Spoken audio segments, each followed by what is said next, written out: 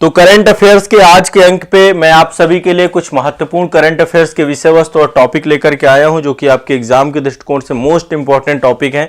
और आप देख रहे हैं पिछले काफी दिनों से हम लोग लगातार काफी सारे टॉपिक कर चुके हैं। अभी तक लगभग 150 टॉपिक आप सभी के कंप्लीट हो चुके हैं। आगे उसके आगे मैं लेकर के चल रहा हूं और अभी मान के चलिए कि 50 टॉपिक और आपके होंगे और ये टॉपिक मोस्ट इंपॉर्टेंट टॉपिक है। आप सभी भी इसके अलावा एक मंथली मैगजीन भी वो वार्षिकांक आ चुका होगा, उसको भी ले लीजिएगा। जो आगामी एग्जाम दे रहे हैं, एक वार्षिकांक मतलब जो एक साल का रहता है। बाकी मेरे मास्टर वीडियो 5 देखने हैं लेटेस्ट, एक मास्टर वीडियो भी आपका जल्दी आ जाएगा। तो लेटेस्ट 5 मास्टर वीडियो देखने हैं। ये वाली क्लासेस सारी आप कर रहे हो, अभी इन सबको क्लब करके एक वीडियो बना दिया जाएगा, इंटायर वीडियो, तो वो आप एक बार जरूर देख लेना। इसी में उससे मैं फास्ट ट्रैक रिवीजन हो जाएगा, एग्जाम से पहले मैं उसको भी करवा दूंगा, दे दूंगा आप लोगों को, ठीक है। और बाकी कोई टेंशन नहीं लेनी है, बहुत अच्छे हैं, बहुत सिलेक्टिव टॉपिक है, बहुत इंपॉर्टेंट टॉपिक है, ठीक है। तो चलिए देखिए, जो यूनियन कैबिनेट है, आपकी केंद्रीय कैबिनेट है, उसके द्वारा इंडियन स्पेस पॉलिसी 2023 अप्रूव की गई है। क्या की गई है? अंतरिक्ष नीति 2023 हमारी अप्रूव हुई है। तो अंतरिक्ष कार्यक्रम के सुधारों को लेकर, अंतरिक्ष कार्यक्रम को और बेहतर करने के उद्देश्य से केंद्रीय मंत्रिमंडल के द्वारा सुरक्षा मामलों की जो समिति है केंद्रीय मंत्रिमंडल की, उसके द्वारा 6 अप्रैल को डिसीजन लिया गया है। 6 अप्रैल 2023 को क्या किया गया है? एक निर्णय लिया गया है, अंतरिक्ष नीति 2023 को मंजूरी दी गई है। क्या दी गई है? स्पेस पॉलिसी को मंजूरी दी गई है। तो अंतरिक्ष नीति 2023, ठीक है। अब अंतरिक्ष नीति 2023 में क्या क्या चीजें जोड़ने की प्रयास किया जा रहा है कि भाई इसमें क्या क्या कर दिया जाए, क्या क्या जोड़ दिया जाए। तो सबसे पहले देखिए, अब आपको पता है कि जिस तरीके से सभी क्षेत्रों में प्राइवेट सेक्टर को एंट्री मिल रही है, वैसे ही स्पेस पॉलिसी के तहत अब अंतरिक्ष क्षेत्र में भी निजी क्षेत्र आ जाएगा। प्राइवेट सेक्टर को एंट्री मिल रही है, निजी क्षेत्र का प्रवेश, प्राइवेट सेक्टर, इसका भी प्राइवेटाइजेशन किया जा रहा है कि भाई प्राइवेट सेक्टर यहां पर प्रवेश कर जाए। अच्छा, प्राइवेट सेक्टर प्रवेश करेगा तो और इस पॉलिसी को लागू करवाने के उद्देश्य से एक संस्था बनाई गई जिसका नाम है इन स्पेस। एक संस्था, जैसे एक तो इसरो है आपकी, लेकिन इसरो व्यस्त रहती है, इसरो के पास इतने सारे कमर्शियल उपग्रह हैं, उपग्रहों को भेजना होता है और बहुत सारे काम होते हैं। तो उसके लिए एक नई एजेंसी बनाई गई है, Indian National Space Promotion and Authorisation Centre, ठीक है। इसका शॉर्टकट में नाम है आपका क्या है? IN Space. इसका फुल फॉर्म बता रहा हूं, लिख लो, Indian National Space Promotion and Authorisation Centre, IN Space, इसकी स्थापना की गई है, ठीक है। यह संस्था क्या करेगी? इस पॉलिसी को लागू करवाएगी और साथ साथ अब निजी क्षेत्र में जो एक नया स्कोप बढ़ रहा है उसको लेकर के, प्रमोशंस को लेकर के काम करेगी। तो यह भी दिमाग में रखना है आपको। क्लियर है? स्पष्ट है सभी को? सभी को क्लियर है? अब देखिए, जब से ये संस्था बनी है, इसमें लगभग अभी 200 से ज्यादा स्पेस से क्षेत्र जुड़े हुए जो स्टार्टअप हैं वो रजिस्टर्ड कर चुके हैं। मतलब कि प्राइवेट सेक्टर एंट्री करेगा तो आपको पता है कि फिर प्राइवेट सेक्टर को टाइम नहीं लगता है, प्राइवेट सेक्टर बहुत तेजी से इस तरीके की चीजों को एडॉप्ट करता है, ठीक है। अभी ये सारी चीजें अमेरिका वगैरह में देखने को मिलती थी, आपने देखा है जो एलन मस्क हैं, स्पेस एक्स रॉकेट वगैरह, तो यूरोप वगैरह, यूरोपीय देशों में प्राइवेट सेक्टर को लेकर के था। तो अब भारत भी चाहता है कि निजी क्षेत्र प्रवेश करे, लेकिन कुछ प्रतिबंधन भी है। निजी क्षेत्र सैन्य गतिविधियों से नहीं जुड़ेगा, सैन्य गतिविधियां भारत सरकार के पास रहेगी। देखिए, अंतरिक्ष का उपयोग जो है ना, सैन्य के लिए भी होता है, सैन्य उपयोग के लिए भी होता है, सेना की सैटेलाइट्स होती हैं, बहुत सारी चीजें हैं। और राष्ट्रीय लक्ष्यों के अतिरिक्त अन्य कोई भी क्षेत्र में जो है अब ये एजेंसियां काम करेंगी, ठीक है। तो ये आप ध्यान रखिएगा, सैन्य क्षेत्र और राष्ट्रीय महत्व के किसी क्षेत्र में गवर्नमेंट की संस्था ही काम करेगी। इसरो कर रही है इसके लिए काम, सैन्य प्लस राष्ट्रीय महत्व की कोई भी अंतरिक्ष से जुड़ी हुई कार्य योजना है उसको हमें गवर्नमेंट ही अभी क्या करेगी? उसको कंट्रोल करेगी। बाकी सारी क्षेत्रों में प्राइवेट सेक्टर जाएगा। अब इससे क्या क्या होगा? इससे देखिए, एक तो अंतरिक्ष कार्यक्रमों में निजी क्षेत्र की हिस्सेदारी बढ़ जाएगी। दूसरा, जो भारतीय कंपनियों को उपग्रहों निर्माण को लेकर के काम है, तो उपग्रह बनने लग जाएंगे। अभी प्राइवेट उपग्रह भी भेजे गए हैं, निजी उपग्रह भेजे जाने लग जाएंगे। दूसरा, अंतरिक्ष पर्यटन को लेकर के काम करना चालू कर दिया जाएगा। अंतरिक्ष पर्यटन, ये एक अपने आप में उभरता हुआ उद्योग बनेगा आने वाले समय में।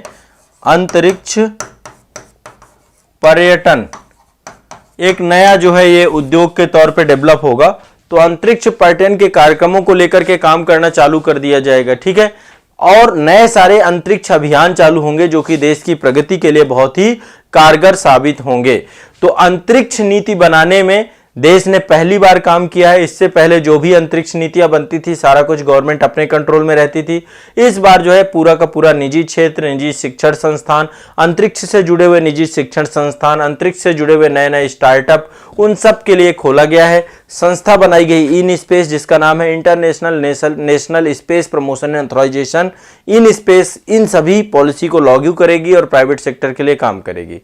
ध्यान रखना है। देखिए इसरो ज्यादातर काम क्या करता है, इसरो अभी जैसे एंट्रिक्स है, इसरो का एक जो है हिस्सा है एंट्रिक्स, वो बहुत सारे कमर्शियल जो विदेशी उपग्रह होते हैं उनको छोड़ने में काम लगता है, या फिर जो हमारे लॉन्च व्हीकल्स हैं उनको बेस्ट करने में काम लगता है। तो ऐसे में ये जो नई नीति है, इस नीति को जो है जो नई एजेंसी बनाई गई इन स्पेस, उसके द्वारा क्या किया जाएगा, इसका क्रियान्वयन किया जाएगा और अंतरिक्ष तकनीकी शोधों पर अपना ध्यान केंद्रित करने पे इसरो इत्मीनान से काम कर पाएगा, ठीक है।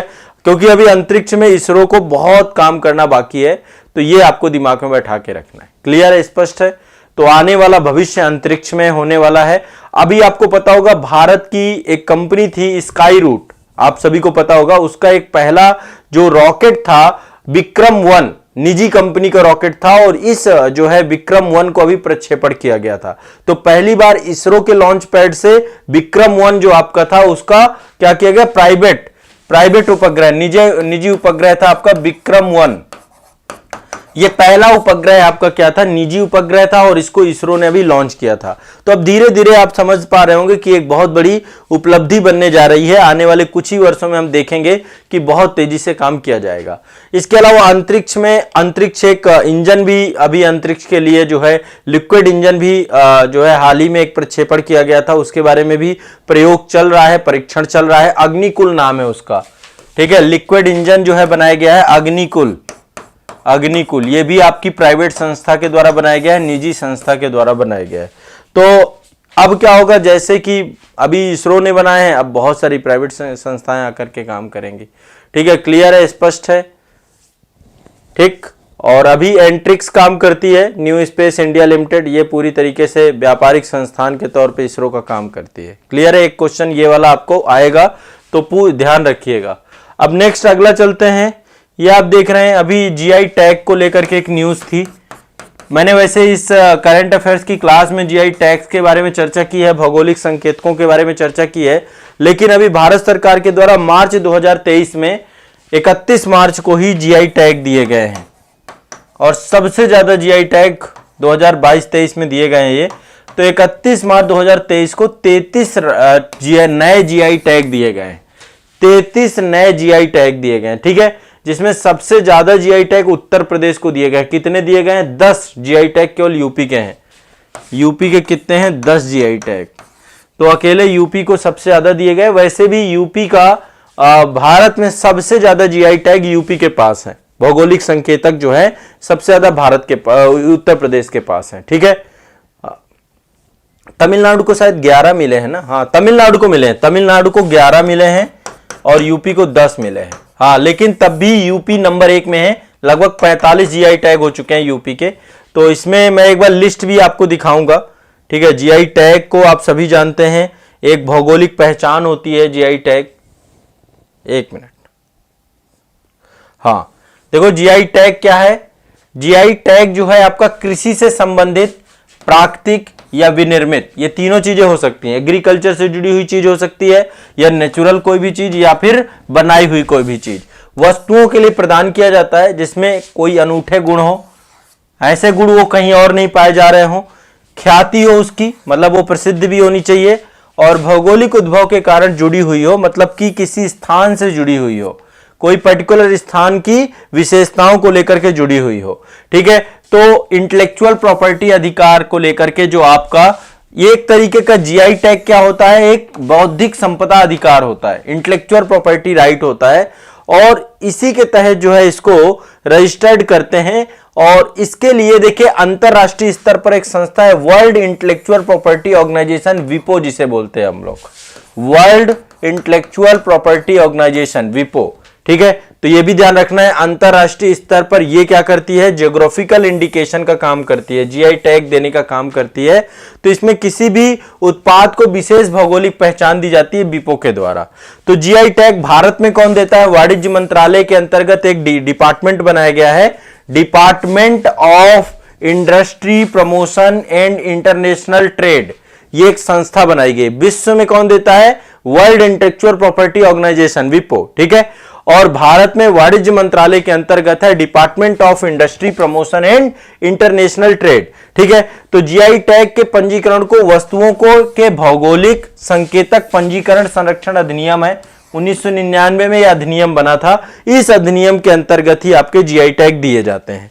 अब जब एक बार किसी भी जो है किसी को भी जीआई टैग मिलता है तो 10 वर्ष के लिए वो मान्य होता है, 10 वर्ष के लिए पंजीकरण होता है, 10 वर्ष बाद फिर से पंजीकरण जरूरी होता है, अगेन पंजीकरण जरूरी होता है। तो अभी उत्तर प्रदेश को 10 मिले हैं, तमिलनाडु को 11 मिले हैं, जम्मू कश्मीर को 8 मिले हैं, एमपी, लद्दाख, बिहार, छत्तीसगढ़ को 1 मिले हैं। टोटल 33 उत्पादों को दिए गए हैं क्या है, जीआई टैग, ठीक है। अब देखिए यूपी के कौन कौन से, एक तो बनारस का पान है, ठीक है, जीआई टैग है।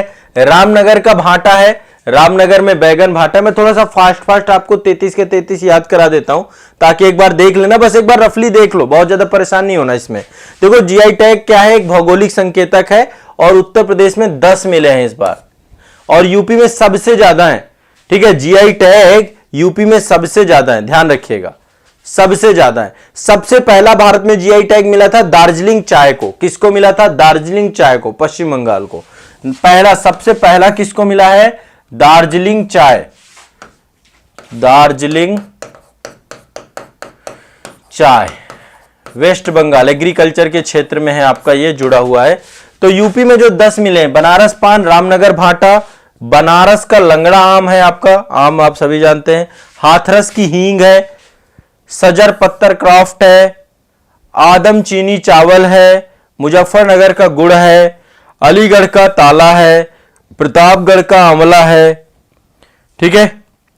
इसके बाद बखीरा ब्रॉस वेयर है, नगीना में लकड़ी का शिल्प होता है, ठीक है। ये आपके टोटल 10 हैं, बनारस पान, रामनगर का भाटा, बनारस लंगड़ा आम, हाथरस हींग, सजर पत्थर क्राफ्ट, आदम चीनी चावल, मुजफ्फरनगर का गुड़, अलीगढ़ का ताला, प्रतापगढ़ का आंवला, बखीरा ब्रॉस वेयर, ठीक है, तांबे के जो बनते हैं आपके।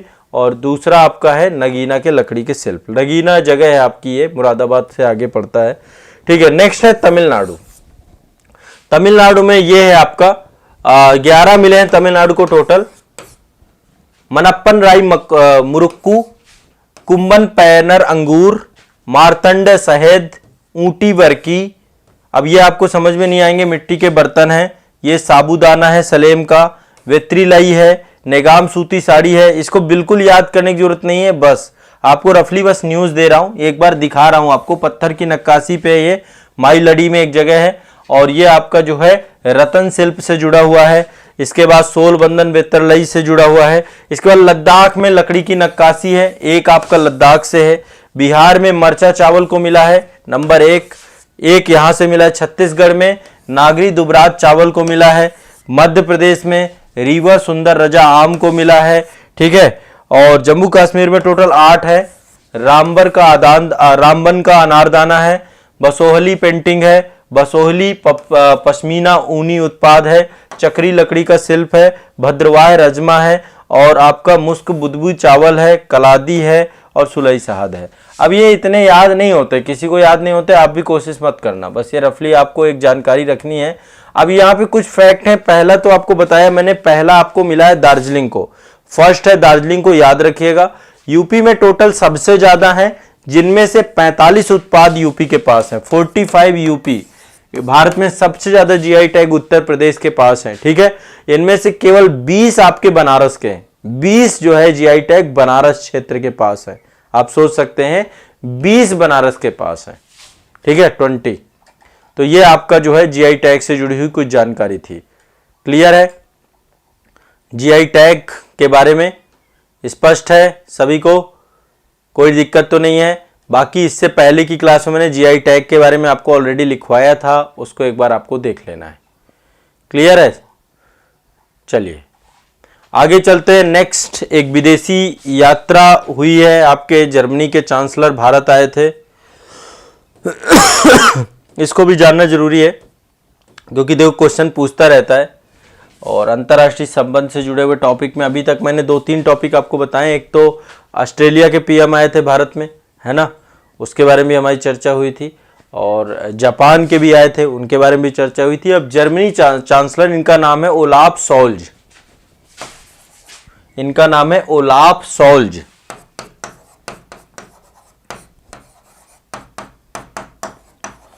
ओलाफ सोल्ज महोदय जी कहां आए थे? भारत। भारत का दौरा हुआ था इनका। कब आए थे ये आपके 25 से 26 फरवरी के लिए आए थे।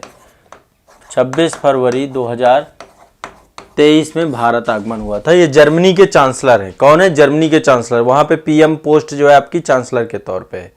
तो प्रधानमंत्री नरेंद्र मोदी जी के द्वारा बात हुई उनके साथ, प्रतिनिधि के स्तर की वार्ता हुई और बस अब वही सारी चीजें हैं। अब देखो जहां पे बस एक ही बात आती है कि नवाचार के क्षेत्र में काम करने के लिए, प्रौद्योगिकी के क्षेत्र में काम करने के लिए, तो एक विजन डॉक्यूमेंट आपका हस्ताक्षरित किया गया है प्रौद्योगिकी और उसको लेकर के।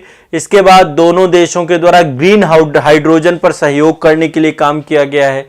Indo German hydrogen task force बनाई गई है।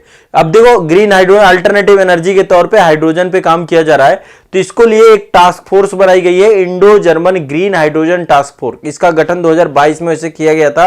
तो इसको क्या किया गया है? अंतिम रूप दिया गया है। इसके अलावा Germany Indo Pacific ocean initiative में शामिल हो चुका है।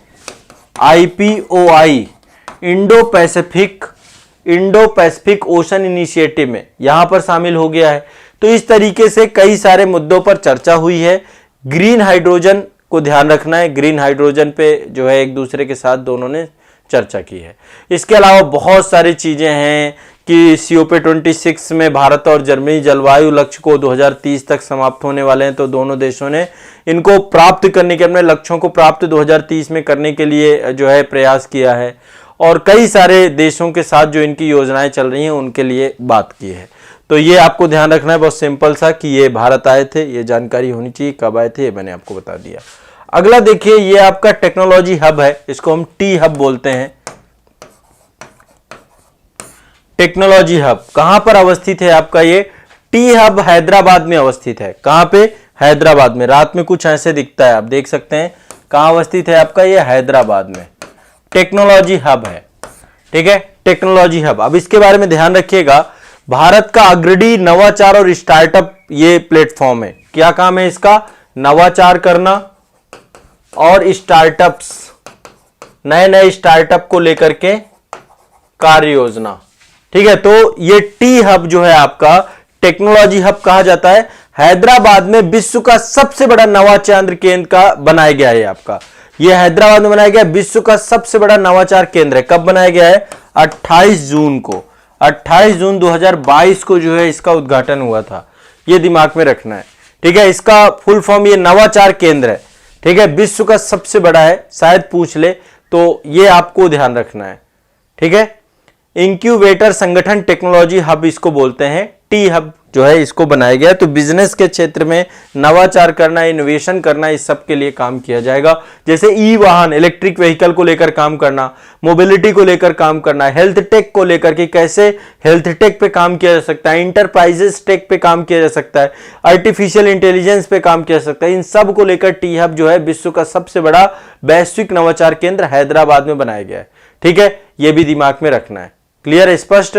देखिए वैसे तो देखा जाए पहले ये अभी नहीं बना है, 2015 में बना था, लेकिन अब इसको नवाचार केंद्र के तौर पे कन्वर्ट कर दिया गया है। पहले एक स्टार्टअप इंक्यूबेटर के तौर पे काम करता था, लेकिन अब वर्तमान में इसको वैश्विक नवाचार केंद्र के तौर पे एस्टेब्लिशमेंट करने का काम किया गया है। तो ये आपको ध्यान रखना है, टी हब आपका वैश्विक नवाचार केंद्र है। कहां पर है? हैदराबाद में, तेलंगाना में। हैदराबाद तेलंगाना में। ठीक है, इसके बाद अगला जो है फल्गु नदी के बारे में आप सभी जानते हैं। फल्गु नदी के किनारे बसा हुआ है गया। बहुत सारे लोग फल्गु नदी गया जाते हैं और गया अपने जो पितर होते हैं, पूर्वज होते हैं, उनकी अंतिम आंतरिक शांति के लिए, अंतिम शांति के लिए यहां पर जाकर के जो है गया में पिंड दान करते हैं। तो इसको मोक्ष की भूमि कहा जाता है। गया को क्या बोला जाता है? मोक्ष की भूमि। कहां है? बिहार में। यहां पर देश का सबसे बड़ा रबर डैम बनाया गया है। क्या बनाया गया है? Rubber dam. Rubber dam. देखो फल्गु नदी में वैसे भी बहुत ज्यादा पानी होता नहीं है, तो यहां पे पानी की उपस्थिति रह सके प्रॉपर, तो बिहार के मुख्यमंत्री नीतीश कुमार जी के द्वारा फल्गु पर इस डैम का उद्घाटन किया गया था 8 सितंबर 2022 को। 8 सितंबर 2022 को यह भारत का सबसे बड़ा रबर डैम बना है। नीचे आप देख सकते हैं शायद ये है ना, भारत का सबसे बड़ा रबर डैम बनाया गया है यहां पर, ठीक है, ताकि जल की उपलब्धता हर समय पे उपस्थित रह सके इस नदी पर। ठीक है, तो डैम बनने के बाद जो है यहां पर जल का पानी जो है, चाहे वो देखो किसी भी रूप में हो, चाहे वर्षा के तौर पे हो या फिर पानी का संचय किया जा सके। तो अभी लगभग 10 फीट तक पानी इसमें जमा हो चुका है, और इससे जो लोग पिंडदान करने आ रहे हैं उनको आचमन के लिए कई बार जो है 2 फीट गड्ढा खोदना पड़ता था। अब ये डैम के बन जाने से अब उनको इसकी जरूरत नहीं पड़ेगी। और लगभग ये जो है एक बहुत इंपॉर्टेंट है कि जब से डैम बन गया है 2.5 किलोमीटर क्षेत्र तक गया में पानी क्या रहेगा? आपका रुका रहेगा, पानी यहां पर जमा रहेगा। तो ये भी आपको दिमाग में रखना है। ठीक है, तो इसमें रबर ट्यूब लगे हुए हैं, बहुत सारे 6 स्पैन लगे हुए हैं, और यहां पर जो है बड़े स्तर पर जो है फल्गु नदी में जल के प्रवाह को उसको संचालन किए, उसको एक तरीके से देखो बांध का काम क्या है? जल के प्रवाह को कंट्रोल करना, जल का भंडारण करना। तो एक तरीके से यहां पे कंट्रोल करने का काम रहेगा। आपको सिर्फ इतना याद रखना है कि भारत का सबसे बड़ा रबर डैम कहां पर बना है? फल्गु नदी पर, गया पर। गया और बिहार पर यह आपका बना है। बोध गया नहीं, गया। ठीक है, बोध गया अलग है, गया अलग है। इसको गया जी डैम के नाम से भी बोलते हैं। ठीक है, आधुनिक तकनीकी पर आधारित ये रबर डैम बनाया गया है, और ये आपको दिमाग में बैठाना है। ठीक, यहीं पर आपका विष्णुपद मंदिर है वहां पर, और यहीं पर आपका फल्गु नदी पर मोक्ष की भूमि, लोग पिंडदान के लिए जाते हैं। यह भी दिमाग में बैठा के रखना है। एक ये देखिए बहुत इंपॉर्टेंट है, लोथल में जो है राष्ट्रीय समुद्री विरासत परिषद बनाया गया है, नेशनल मैरीटाइम म्यूजियम बनाया गया। कहां पर? लोथल पे। लोथल पे, लोथल पे क्या बनाया गया है? राष्ट्रीय समुद्री विरासत परिषद।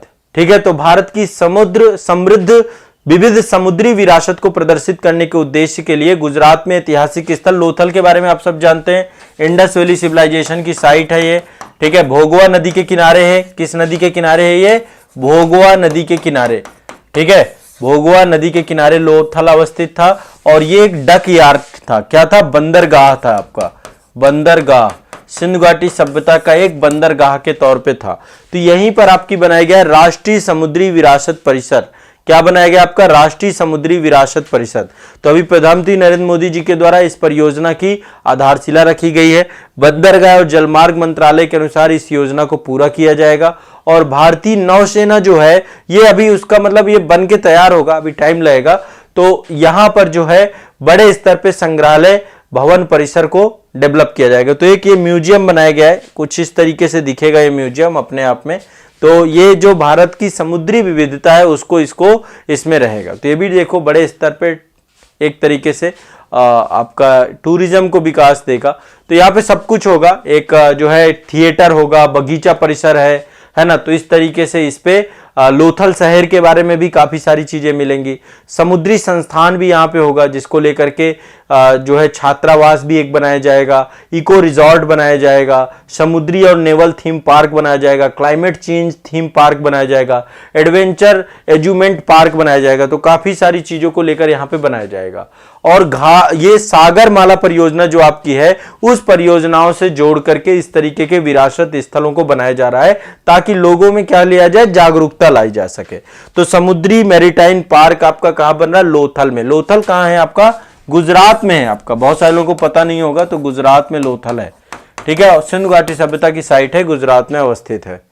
चलिए, ये आप देखिए औरंगाबाद से जुड़ी हुई एक खबर है। महाराष्ट्र का औरंगाबाद है ये। औरंगाबाद कई जगहों पे यूपी में भी मिल जाएगा, लेकिन ये महाराष्ट्र वाला औरंगाबाद है। तो Aurangabad smart city development council limited है। ठीक है, अब आपको पता है शहरों को जो है टेक्नोलॉजी से जोड़ा जा रहा है। तो इस औरंगाबाद स्मार्ट सिटी के द्वारा जो है औरंगाबाद जो है स्मार्ट सिटी डेवलपमेंट काउंसिल के द्वारा औरंगाबाद को गूगल का जो एक प्लेटफॉर्म है आपका, environmental insight explorer, environmental insight explorer, ठीक है, EIE।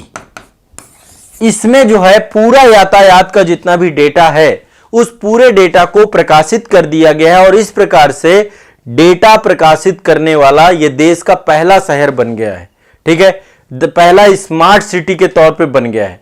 तो दिल्ली में एक समिट हुई थी, दिल्ली में एक कार्यक्रम हुआ था, उसके तहत औरंगाबाद ने यातायात डेटा था उसका पूरा का पूरा सार्वजनिक कर दिया है, पूरे के पूरे डेटा से। अब देखिए इससे क्या होगा, देखिए शहर में बहुत सारे जो उससे जुड़ी हुई प्रॉब्लम्स हैं, उन सभी प्रॉब्लम के समाधान को विकसित करने के लिए जो बहुत सारे अनुसंधान समूह हैं वो इसके साथ काम कर पाएंगे। इससे शहर में पर्यावरण में सुधार होगा, पर्यावरण के साथ साथ सोसाइटी में भी सुधार किया जाएगा। तो ये आपका एक जो है एक प्रोग्राम चालू किया गया गूगल के द्वारा, ठीक है, गूगल के द्वारा एक प्रोग्राम चालू किया गया रेस टू जीरो, और इसके तहत जो है ये पूरा का पूरा औरंगाबाद देश का पहला शहर बना है जो अपने पूरे यातायात डेटा को सार्वजनिक कर चुका है। तो आप लोग यदि लिखना चाहो तो लिखिए औरंगाबाद देश का पहला यातायात डेटा सार्वजनिक करने वाला, है ना, पहला शहर बना है गूगल के साथ, ठीक है, इतना आपको ध्यान में रखना है। तो 2 अगस्त 2022 को जो है डेटा प्रकाशित हो गया था आपका, और इसके माध्यम से बड़ी तेजी से जो है औरंगाबाद शहर में एनवायरनमेंट और यातायात को बेहतर बनाने के प्रयास किया जाएगा, ठीक है। इसके बाद जो है अभी मतलब टोटल 4 शहरों के लिए सुविधा दी गई थी, बेंगलुरु, चेन्नई, पुणे, औरंगाबाद। तो 4 शहरों में औरंगाबाद को पहले चुना गया है, और इससे जो है ट्रैफिक डेटा से गूगल जो है सार्वजनिक तौर पे इसको बताने के बाद अब जलवायु कार्य योजना पर काम किया जा सकता है। यूनाइटेड नेशन के भी इसमें मदद करेगा, ठीक है, यूनाइटेड नेशन के जो है बहुत सारे कार्यक्रम हैं जिससे ये जुड़ जाएगा आपका, ठीक है। तो ये आपको दिमाग में बैठना है, औरंगाबाद शहर आपका जो है सार्वजनिक डेटा करने वाला, यातायात डेटा इसने सार्वजनिक किया अपना, इससे जुड़ी हुई खबर आपकी ये हो गई। तो पहला आपका ये हो गया। दूसरा, लोथल में आपका राष्ट्रीय समुद्री विरासत, ये आपका म्यूजियम बना हुआ है। देश का सबसे पहला रबर डैम आपका फल्गु नदी पर बना हुआ है, गया बिहार पे, ठीक है। इसके बाद आपका ये टी हब है, टेक्नोलॉजी हब है आपका, ये कहाँ पर है, हैदराबाद में है। इसके बाद आपका जो है ये जर्मनी के चांसलर आए हुए थे, ओलाफ सोल्ज, ठीक है, इनके बारे में चर्चा हो गई। टोटल 33 जीआई टैग दिए गए हैं आपके, जिसमें सबसे ज्यादा यूपी के पास हैं 45 टैग, ये भी आपके हो गए, ठीक है। ज्योग्राफिकल इंडिकेशन क्या होते हैं ये भी मैंने आपको बताया कि जीआई क्या है, एक तरीके से किसी भी क्षेत्र की भौगोलिक पहचान होती है जो अपने अनूठे गुणों से जुड़ी होती है, ख्याति से जुड़ी होती है, वस्तुओं से जुड़ी होती है, इसके लिए प्रदान किया जाता है। और ये आपको जो है जीआई टैग के बाद एक और न्यूज थी आपकी, भारत का यहाँ पे एक अंतरिक्ष नीति 2023 को लेकर के भी मैंने चर्चा कर ली। तो आज के करंट अफेयर्स में इतना ही रखेंगे, इतना ही टॉपिक रखेंगे। पुराना जितना पढ़ा है उसको रिवीजन जरूर करिएगा, और जो रिवीजन से भागेगा उसको देखिए फिर क्या फायदा होगा। रिवीजन भी साथ साथ करते जाना है, आधे 1 घंटे लगा के पुराने को भी याद करते जाना है, बस इतना करते चले जाओ, फिर कोई टेंशन नहीं है, फिर आपको करंट अफेयर्स से डर नहीं लगेगा, ठीक है।